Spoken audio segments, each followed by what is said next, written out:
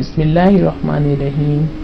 امام ابوالفضل ابن جوزی نے اپنی کتاب میں لکھا ہے کہ ایک شخص سفر کو نکلا، راستے میں اس نے کسی جگہ ایک قبہ دیکھا جو بہت ہی خوبصورت تھا اور معلوم ہوتا تھا کہ اس کی تعمیر بڑے سلیقے سے کی گئی ہے۔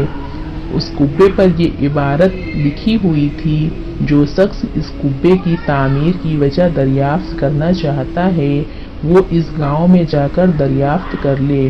چنانچہ وہ شخص اس گاؤں میں گیا اور لوگوں سے اس نے قبے کی تعمیر کی وجہ دریافت کی، مگر کوئی بتا نہ سکا۔ آخر کار معلومات کرتے کرتے وہ ایک ایسے شخص کے پاس پہنچا جس کی عمر 200 برس تھی۔ یہ صاحب ان کے پاس گئے اور ان سے قبہ کے متعلق دریافت کیا تو اس ضعیف العمر شخص نے بیان کیا: میں نے اپنے والد سے سنا تھا کہ اس گاؤں میں ایک زمیندار رہتا تھا، اس کے یہاں ایک کتا تھا جو ہر وقت اس کے ساتھ رہتا تھا اور کبھی بھی اس سے جدا نہیں ہوتا تھا۔ ایک دن وہ زمیندار کہیں سیر کرنے کے لیے گیا، اس نے اپنے کتے پر گھر ہی باندھ دیا تاکہ وہ اس کے ساتھ نہ جا سکے۔ چلتے وقت اس نے اپنے باورچی کو بلا کر یہ ہدایت دی کہ میرے لیے دودھ کا کھانا تیار کر کے رکھے۔ وہ اس کھانے کا بڑا شوقین تھا۔ زمیندار کے گھر ایک اپاہج گونگی لونڈی بھی تھی۔ چنانچہ جب زمیندار چلا گیا تو وہ لونڈی اس بندھے ہوئے کتے کے قریب جا کر بیٹھ گئی۔ کچھ دیر بعد زمیندار کے باورچی نے اس کا پسندیدہ کھانا تیار کیا اور اس کو ایک بڑے پیالے میں رکھ کر اس گونگی لڑکی اور کتے کے قریب لا کر کسی اونچی جگہ پر رکھ دیا تاکہ جب زمیندار آئے تو اس کو کھانا آسانی سے مل سکے۔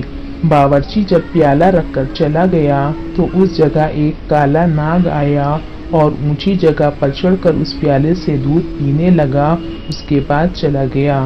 کچھ دیر بعد جب زمیندار واپس آیا، اس نے اپنے پسندیدہ کھانا پیالہ میں تیار رکھا ہوا دیکھا تو پیالہ اٹھا لیا اور جیسے ہی اس نے کھانے کا ارادہ کیا، گونگی لڑکی نے بڑے زور زور سے تالی بجانی شروع کی اور ساتھ ساتھ ہاتھ سے کچھ اشارے بھی کر رہی تھی کہ وہ اس کھانے کو نہ کھائے، مگر زمیندار کو گونگی کی بات کچھ سمجھ میں نہ آئی۔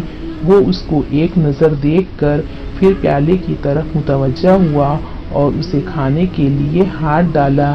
اتنے میں کتا زور زور سے بھونکا اور مسلسل بھونکتا ہی جا رہا تھا اور جوش میں اپنی زنجیریں بھی توڑنے کی کوشش کرنے لگا۔ زمیندار کو ان دونوں کی حرکتوں پر بہت تعجب ہوا، کہنے لگا آخر یہ کیا معاملہ ہے؟ چنانچہ وہ اٹھا اور پیالے کو رکھ کر کتے کے پاس گیا اور اس کو کھول دیے اور زنجیر سے آزاد ہوتے ہی کتے نے پیالے کی طرف چھلانگ لگائی اور جھپٹا مار کر پیالے کو گرا دیا۔